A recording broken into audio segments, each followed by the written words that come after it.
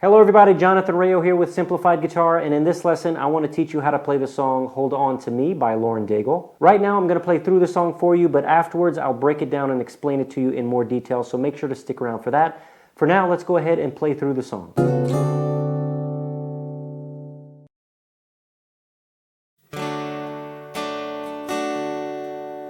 When the best of me is barely breathing, when I'm not somebody I believe in, hold on to me.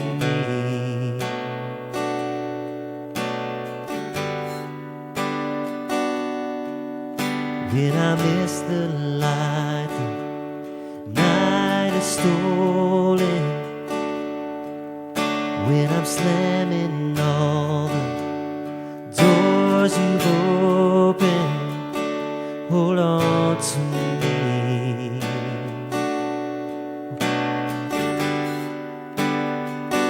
Hold on to me.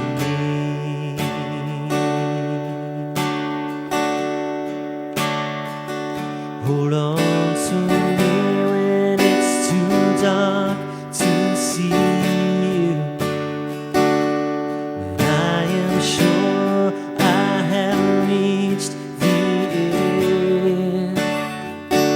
Hold on to me when I forget I need you, when I let go, hold me again, when I don't feel like I'm worth defending, when I'm tired of all my pretending, hold on to me.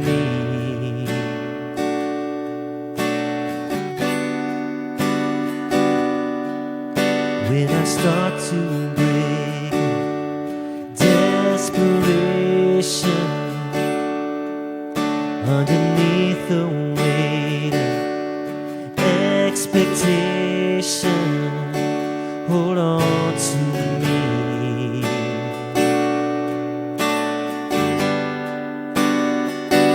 Hold on to me.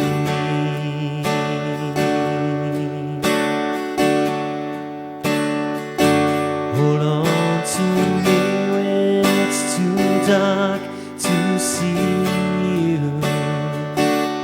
when I am sure I have reached the end. Hold on to me when I forget I need you, when I let go, hold me again.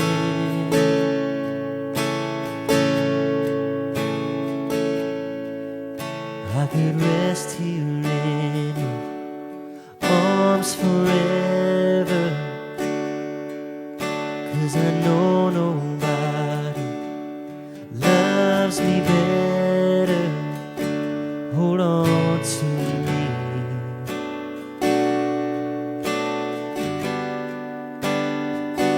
Hold on to me. Okay, so we're going to be using 5 chords from the C chord family.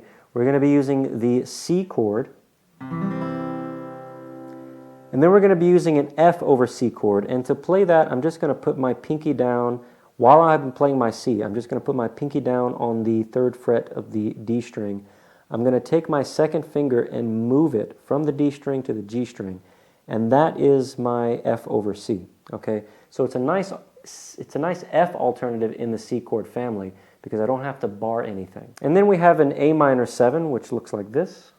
Then we're going to have a G. And in the C chord family, I'm going to play my G chord like this with my 2nd, 3rd, and 4th finger, because it's going to make transitioning within the C chord family a lot easier. Because my 2nd and 3rd finger are already in this position, which they need to be in that position for the C chord. So it makes going from G to C a lot easier than trying to switch to this G. We're also going to be using a D minor chord at the end of the chorus. And in the C chord family, I'm going to play my G chord like this with my 2nd, 3rd, and 4th finger, because it's going to make transitioning within the C chord family a lot easier. Because my 2nd and 3rd finger are already in this position, which they need to be in that position for the C chord. So it makes going from G to C a lot easier than trying to switch to this G. We're also going to be using a D minor chord at the end of the chorus. For that D minor, you want to make sure to start your strumming on the D string and not strum your E or A string. For the strumming pattern, we're going to be using the driving pattern, which is a nice simple 4-beat strum pattern. We're going to have 4 down strums with an up strum added after beat 4, and that's the whole pattern.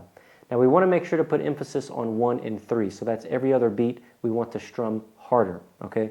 So I'm just going to hold my C chord and play that strum pattern so you can hear what it should sound like. 1, 2, 3, 4, and 1, 2, 3, 4, and 1, 2, 3, 4, and 1, 2, 3, 4, and 1. Now a part of this song that can be a little bit tricky is in the verses when we switch from the C to that F over C and then back to C again. Now the transition is not that difficult, but what is difficult is the timing of the transition. So that F over C, we're only playing it for half of a measure, and we're switching to it in the middle of a measure. So when we start the song, we're going to play that C for 1 whole measure, and then we're going to continue on that C for the next measure, but just for beat 1 and 2 of the next measure. When we get to beat 3 of that next measure, we need to be on the F over C. And we're going to be on that F over C for the last 2 beats of the second measure. And then we're going to switch back to C when we get back to the new measure. So let me just count it out. I'm going to count it out loud while I play it so that you can hear what's happening. 1, 2, 3, 4, and 1, 2, 3, 4, and 1. When the best of me is barely breathing. We have a similar thing to that when later on in the verse, when we go from C to G to A minor. Okay, it's kind of a walk down to that A minor. So that G is only going to be lasting, again, for a half of a measure. We're only holding it for 2 beats, and then we're switching to that A minor 7. Also, if you want, you can play G over B, which is the same thing as the G. We're just not going to play this finger, this which is our G note. We can just let that go. And we can just play that B, which I'm holding down with my first finger, 2nd fret A string. That's my B note. So I can go from C to that B right there, and then to A minor. So it creates that walk from C, B, A. Hold on to me. All right, I hope you enjoyed this lesson. If you did, please give it a thumbs up and don't forget to subscribe to the channel, and I hope to see you in the next lesson. Take care.